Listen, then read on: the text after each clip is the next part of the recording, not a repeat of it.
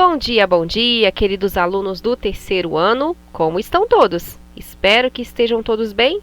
Com vocês novamente, Tenente Pilar, daremos prosseguimento à revisão para a avaliação de língua portuguesa. Estamos na aula de número 5, lembrando que todo o conteúdo das aulas 1 a 4 estão disponíveis no AVA. O conteúdo desta aula de número 5 estará disponível logo após sua exibição. Também estou disponível no chat, então eu peço que quem puder, acesse, participe. Hoje faremos muitos exercícios e é muito importante a interação, é muito importante que vocês coloquem as respostas, a fim de compreensão do conteúdo. Vamos lá então? Na aula de número 4, falei para vocês que faríamos uma breve análise sobre a obra Vidas Secas. Na aula de número 3, falamos sobre o enredo, sobre personagens, características, contexto histórico. Hoje, mais uma vez, falaremos algumas situações desta obra. E o que é importante ressaltar? O tipo de linguagem utilizada, a análise da obra, envolvendo os aspectos gerais, que é realmente a importância da nossa avaliação, como já falei muitas vezes. Não são detalhes, aspectos gerais. Preciso pelo menos ter noção. Quem são os personagens, qual o tipo de narrador e sua importância, o contexto histórico, ter noção do enredo, e tudo isso. E em que situação essa obra se encaixa no modernismo brasileiro. Então eu trouxe para vocês um pequeno vídeo. Neste vídeo serão abordadas todas essas situações que eu considero importantes para a nossa avaliação. Lembrando que, durante a exibição, se tiverem dúvidas, enviem mensagem no chat que eu estarei disponível. Se você estiver assistindo a esta videoaula em outro momento, ou quando for revisar todo o conteúdo, tiver alguma dúvida, pode enviar no fórum também que nós responderemos com todo prazer. Vamos lá então?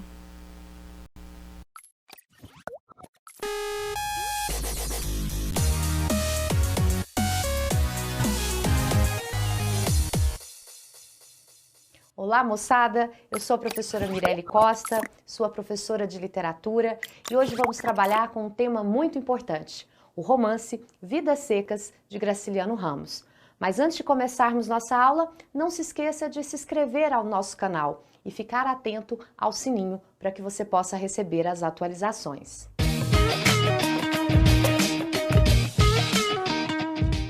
Graciliano Ramos é um nome muito importante da segunda geração do modernismo, que nós também chamamos de romance de 30. O Graciliano Ramos tem uma literatura social, voltada para a denúncia social de seu tempo. É interessante que, ao olhar Vidas Secas, a pergunta sempre surge: Vidas Secas seria um romance desmontável? Como assim, professora?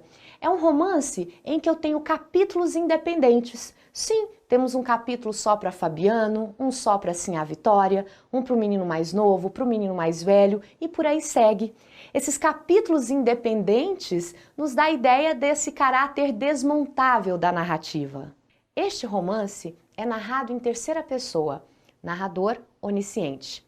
A linguagem é seca, é objetiva e direta. E o espaço em que a nossa história ocorre é o sertão. Quando você lê Vidas Secas, você vai observar que existe um andar necessário. A obra possui 13 capítulos. O primeiro capítulo, Mudança. O último capítulo, Fuga. Nessa mudança, nós temos uma família de retirantes fugindo da seca, mas ainda na mesma região.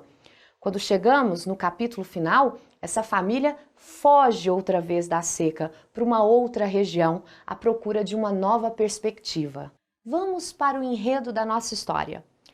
A família de Fabiano é composta por pai, o Fabiano, Sinhá Vitória, a mãe, o menino mais novo, o menino mais velho, a cachorra-baleia e o papagaio.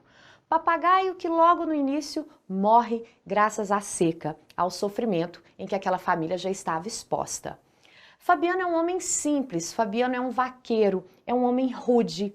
Fabiano, ele tem dificuldade em se expressar, é importante que o leitor saiba que o meio seco influencia no comportamento daquelas pessoas.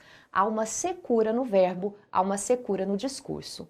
Sim, a Vitória, a mãe, ela é mais esperta, digamos assim que ela é mais inteligente que o Fabiano. Tanto é que no capítulo em que Fabiano descobre que está sendo roubado pelo patrão, quem descobre primeiramente é Sinhá Vitória. Sinhá Vitória tem um sonho. O sonho de Sinhá Vitória é ter uma cama de couro como a do seu Tomás da Bolandeira. Vale lembrar que esta ausência de nomes em relação aos filhos de Fabiano é muito importante. Nós temos duas intenções. Primeiro, universalizar esses personagens. Qualquer criança, qualquer pessoa que passe pelo sofrimento da seca pode se identificar com um menino mais novo ou um menino mais velho. Afinal de contas, quando eu coloco um nome, eu particularizo aquela figura. Universalização do personagem, isso é um aspecto muito importante. E o segundo aspecto é mostrar que a vida era tão sofrida, tudo faltava, que até o nome também faltava. Baleia possui nome. E vocês vão perceber, gente, que a baleia ela possui características bem humanas. É uma personagem que é personificada o tempo todo. A cachorra elevada à condição de gente. As pessoas colocada à condição de animal. Temos alguns capítulos para serem destacados na nossa aula. Há um momento em que Fabiano vai para a cidade e na cidade ele para numa venda para fazer algumas compras para levar para a esposa. E lá aparece a figura do soldado amarelo, que vai chamar Fabiano para uma partida de baralho. Fabiano perde, sai indignado e ao reclamar, o soldado amarelo não gosta. Fabiano acaba sendo preso, por isso que nós vamos ler um trecho do capítulo Cadeia. Levantou-se e caminhou atrás do amarelo, que era autoridade e mandava. Fabiano sempre havia obedecido, tinha muque e substância, mas pensava pouco, desejava pouco e obedecia. Mais adiante, olha essa observação. E por mais que forcejasse, não se convencia de que o soldado amarelo fosse o governo. Governo, coisa distante e perfeita, não podia errar. Na sequência de capítulos importantes, eu vou destacar para vocês um outro capítulo, a festa. Chega o Natal, a família de Fabiano vai até a cidade e esse é um dos capítulos tristes e melancólicos, que é quando o Fabiano e a sua família têm consciência de quão medíocre é a vida que levavam. Olha esse trecho. Era bom evitá-lo, mas a lembrança dele tornava às vezes horrível. E Fabiano estava tirando uma desforra. Estimulado pela cachaça, fortalecia-se. Cadê o valente? Quem é que tem coragem de dizer que eu sou feio? Apareça um homem. Na festa, ele bebe um pouco mais e aparece essa coragem inconveniente. Dentre os capítulos mais importantes dessa narrativa, temos o capítulo Baleia. O capítulo que descreve de forma quase que cinematográfica a morte da cachorra-baleia. Ela ficou doente e Fabiano teve que sacrificá-la. Olha esse trecho. Baleia queria dormir, acordaria feliz num mundo cheio de preás e lamberia as mãos de Fabiano, um Fabiano enorme. As crianças se espojariam com ela, rolariam com ela num pátio enorme, num chiqueiro enorme. O mundo ficaria todo cheio de preás, gordos e enormes. O delírio de morte de Baleia, o último sonho de Baleia, era ainda alimentar essa família. Outro ponto importante é que Fabiano, quando estava só na Caatinga, ele reencontra com o soldado amarelo. O soldado estava perdido. Aquele era o ambiente de Fabiano. Ali Fabiano poderia vingar-se do soldado, mas ele não faz isso. Ele indica a saída para o soldado. Vale lembrar que Fabiano, moralmente, é mais forte que o soldado amarelo. Fisicamente, ele é mais forte que o soldado amarelo. Mas o soldado amarelo tem a força do Estado. Mais uma vez, a seca reaparece e a família precisa fugir dessa seca. Agora, fugindo por uma outra região, na perspectiva de uma vida melhor. Vidas Secas é um romance muito importante, como havíamos falado. É um romance que você deve observar cada aspecto, cada detalhe. Se você gostou da nossa aula, não deixe de curtir, compartilhar, acessar os nossos links, nos acompanhe nas redes sociais. Qualquer dúvida, coloque um comentário, estaremos esperando por vocês. Até a próxima!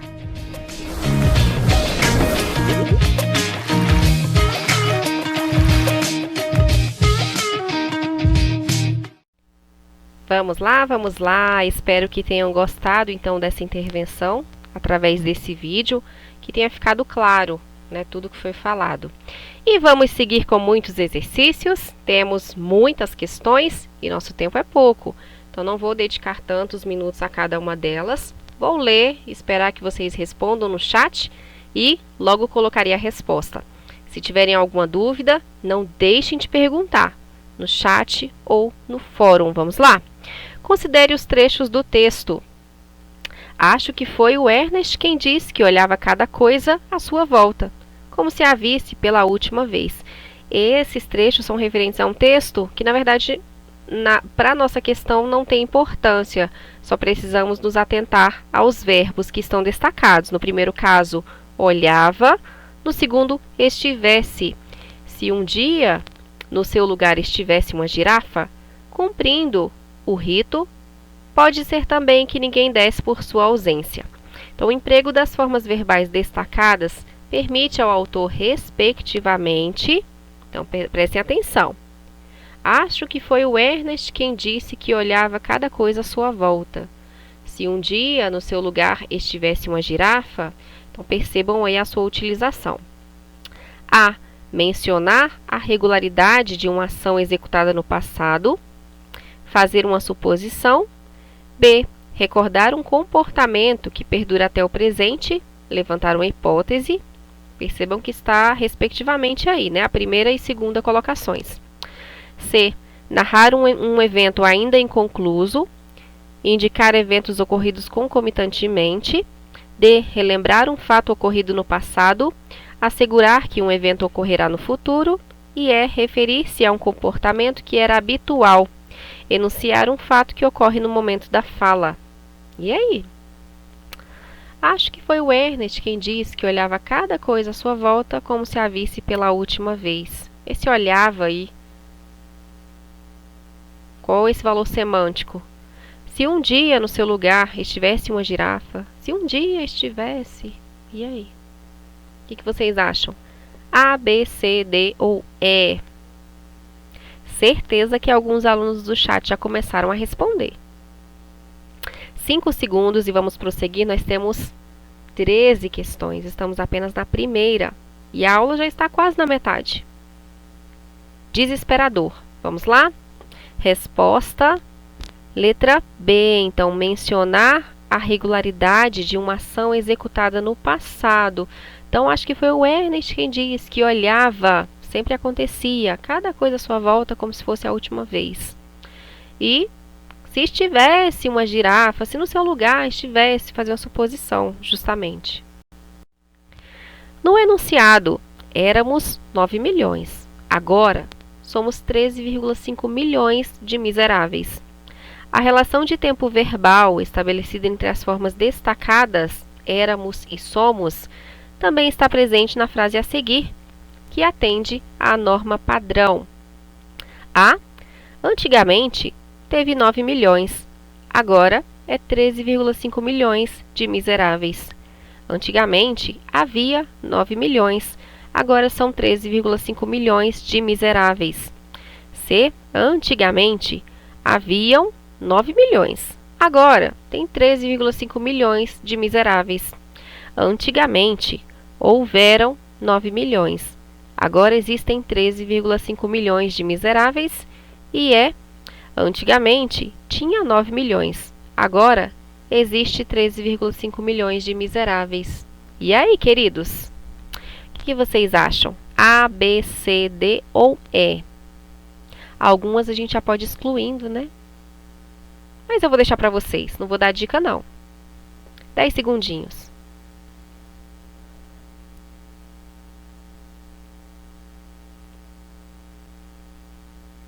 O conteúdo de verbos é muito importante na nossa avaliação. Vocês vão perceber quando estiverem realizando. E vão se lembrar, a professora falou sobre isso. Vamos à resposta. Resposta B. Antigamente havia 9 milhões. Agora são 13,5 milhões de miseráveis. Haviam 9 milhões na C, né? Houveram? E aí? Existe na E, né? C, D e E, 13,5 milhões. Agora é 13,5 milhões, né, na A. Então, resposta correta, letra B. Havia, o verbo haver no sentido de existir. E agora são 13,5 milhões de miseráveis. Próxima, Enem 2020. As vanguardas europeias trouxeram novas perspectivas para as artes plásticas brasileiras. Na obra O Mamoeiro, a pintora Tarsila do Amaral valoriza. Vamos lá, apenas para treinar, né?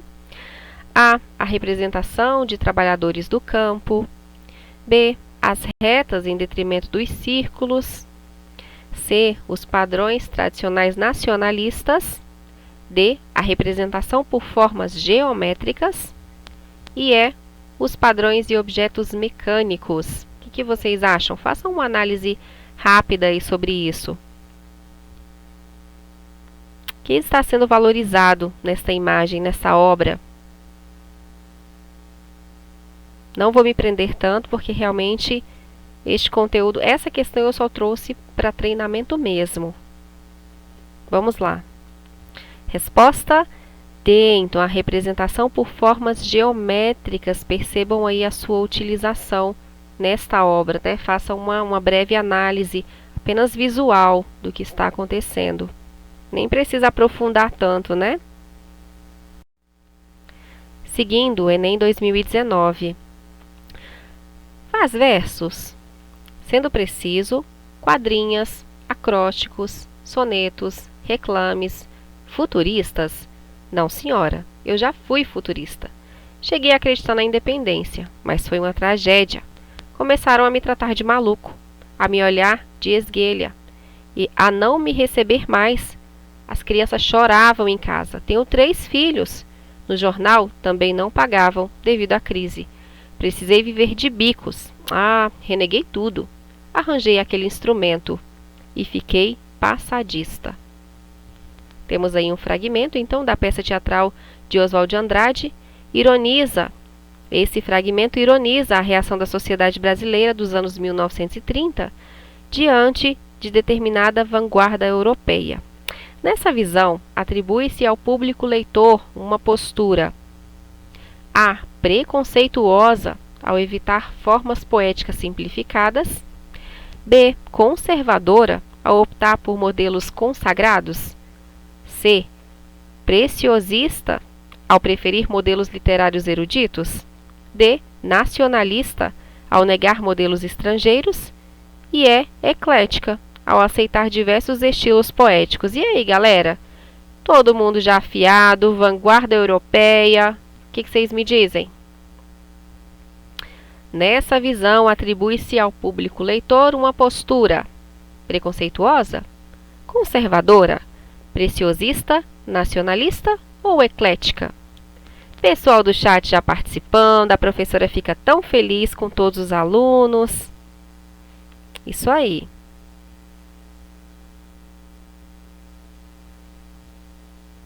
Cinco segundinhos. Acabando o nosso tempo, né?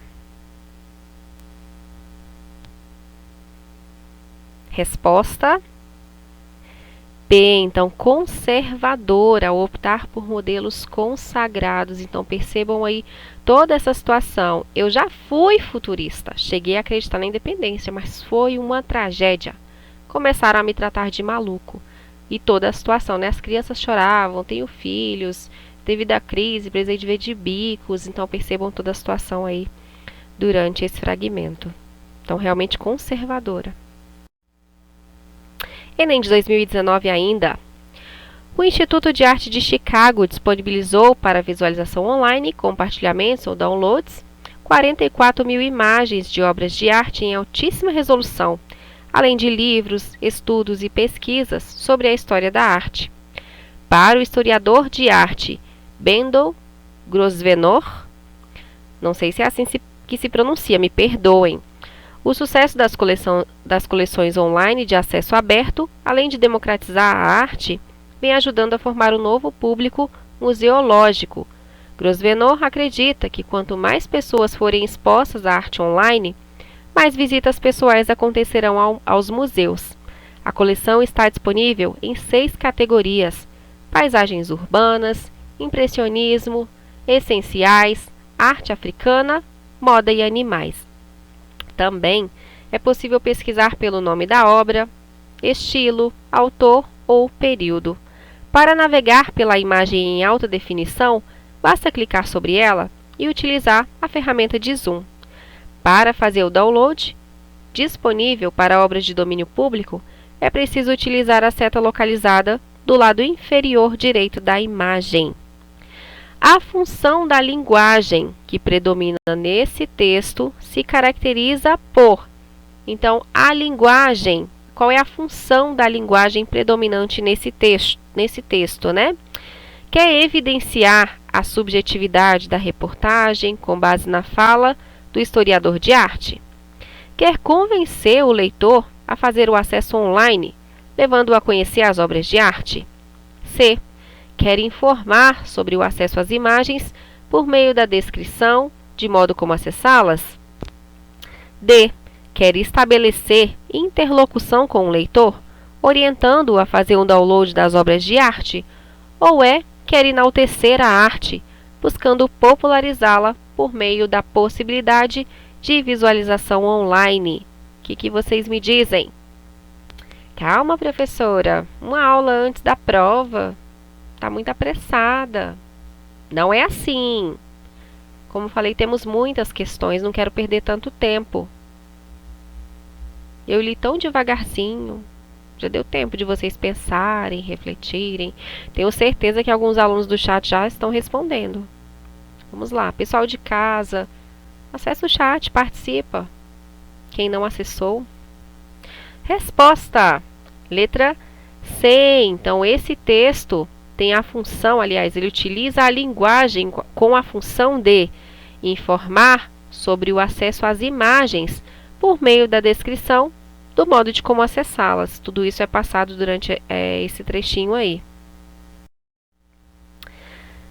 Dê-me um cigarro, diz a gramática, do professor e do aluno e do mulato sabido, mas o bom negro e o bom branco da nação brasileira dizem todos os dias: deixa disso, camarada, me dá um cigarro. Oswald de Andrade foi um dos principais autores da primeira fase do modernismo no Brasil. Na poesia acima, o escritor propõe a busca de uma identidade universal, b. a valorização da linguagem coloquial brasileira, c. uma crítica aos maus hábitos como o tabagismo, d. enfatizar a relação entre professor e aluno, ou repensar o uso do português do Brasil. Tranquila, gente. Fácil, fácil. O que ele propõe nesse texto? Qual é o foco, o objetivo desse trecho, desse texto?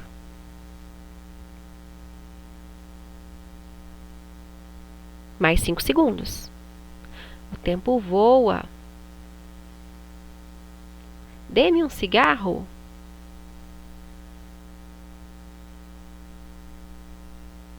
E vamos à resposta, enfim. A valorização da linguagem coloquial brasileira. Então, ele apresenta o que é certo. Diz a gramática do professor e do aluno.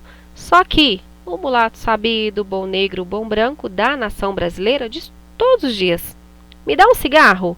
É a utilização, né, o coloquialismo, é do modo como as pessoas falam.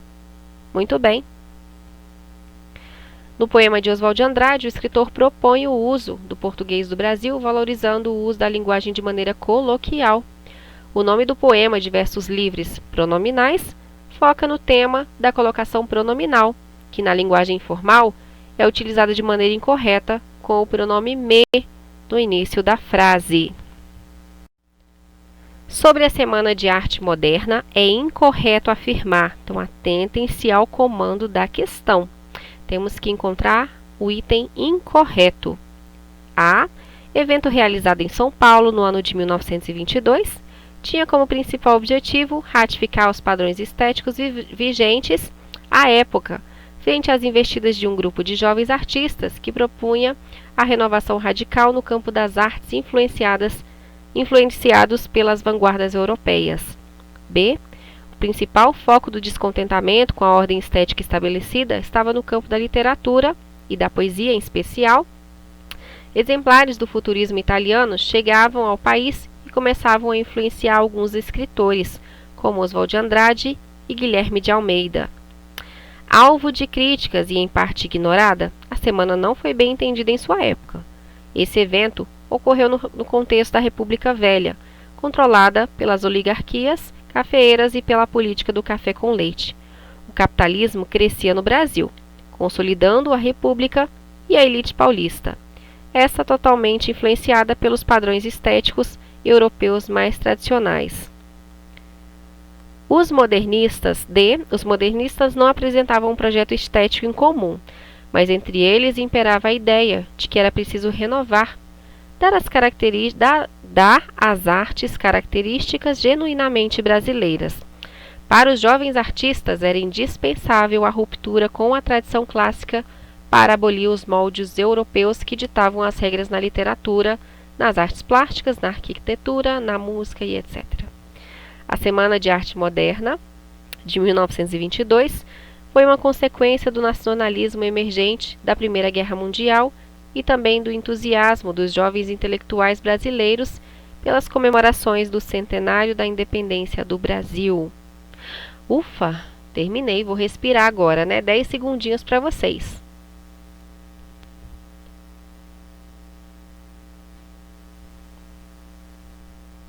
Analisem com calma. Qual o item incorreto? Resposta: letra A. Mas por que, professora? Tá. Considerado por muitos estudiosos da literatura como um divisor de águas na cultura brasileira, o evento provocou grandes e profundas transformações nas artes de nosso país, que a partir daquele momento romperiam definitivamente com a cultura europeizante ao propor o abrasileiramento nas artes plásticas, na música e na literatura. Muito bem! A Semana da Arte Moderna, de novo! Expressão de um movimento cultural que atingiu todas as nossas manifestações artísticas, surgiu de uma rejeição ao chamado colonialismo mental. Pregavam a maior fidelidade à realidade brasileira e valorizava, sobretudo, o regionalismo. Com isso, pode-se dizer que A. Romance regional assumiu características de exaltação, retratando os aspectos românticos da vida sertaneja. B. A escultura e a pintura tiveram seu apogeu com a valorização dos modelos clássicos. C. Movimento redescobriu o Brasil, revitalizando os temas nacionais e reinterpretando nossa realidade. D. Os modelos arquitetônicos do período buscaram sua inspiração na tradição do barroco português e a preocupação dominante dos autores foi com o retratar os males da colonização. E aí, queridos alunos, A, B, C, D ou E?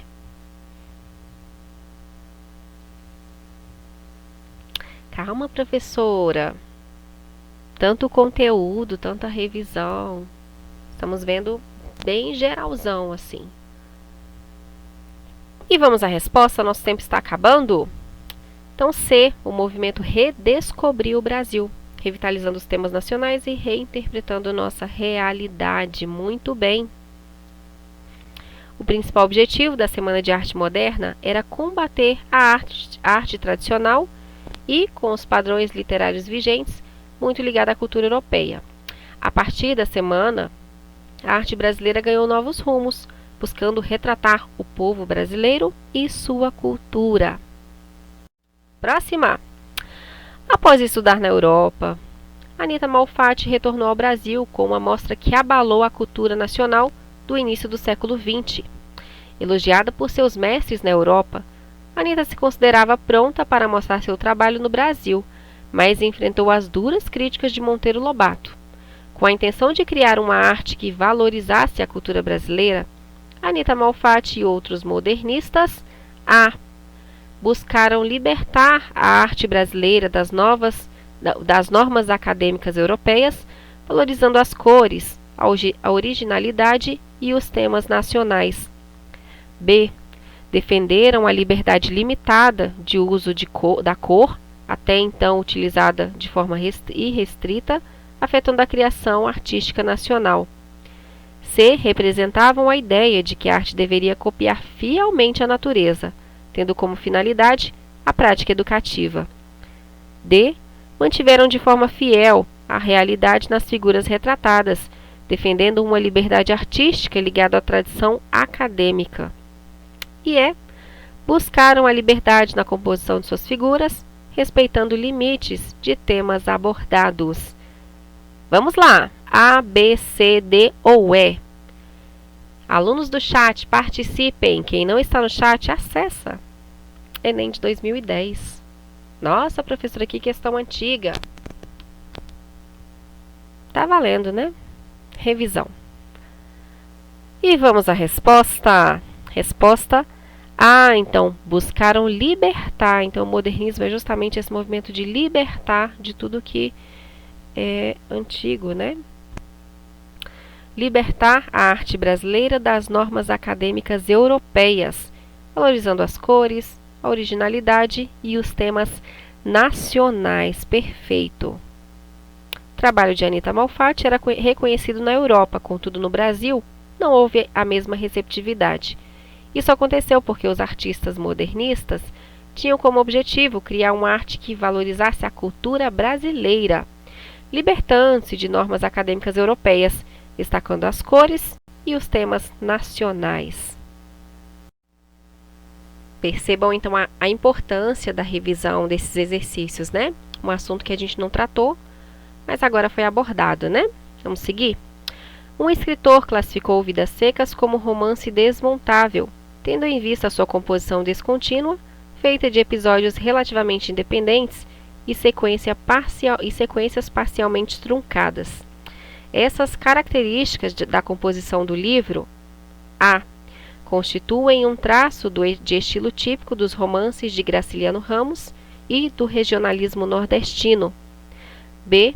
Indicam que ele pertence à fase inicial de Graciliano Ramos, quando este ainda seguia os ditames do primeiro momento do modernismo. C. Diminuem o seu alcance expressivo na medida em que dificultam uma visão adequada da realidade sertaneja. D.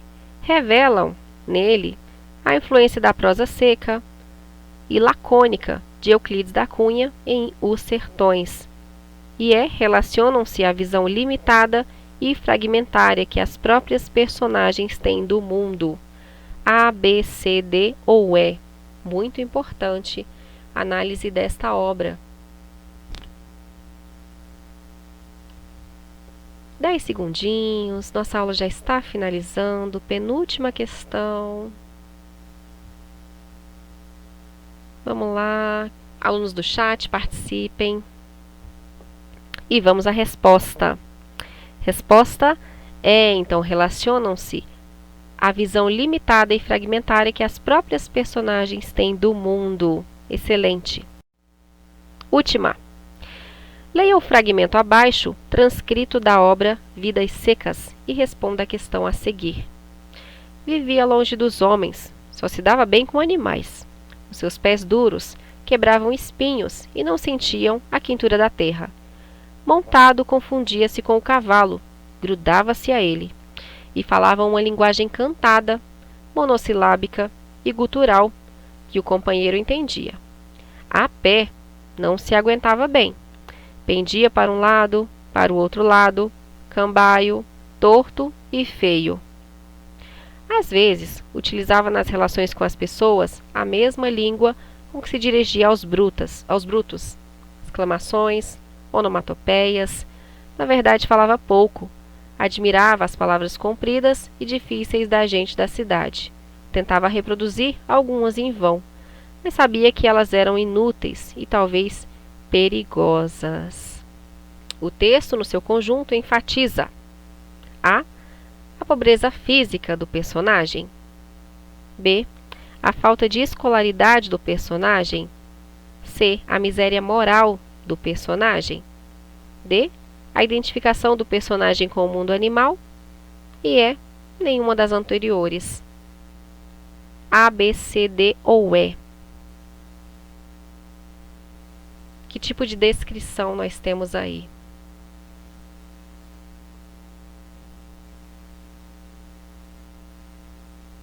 Resposta, enfim, vamos lá? A identificação do personagem com o mundo animal, né? De fato, há essa semelhança.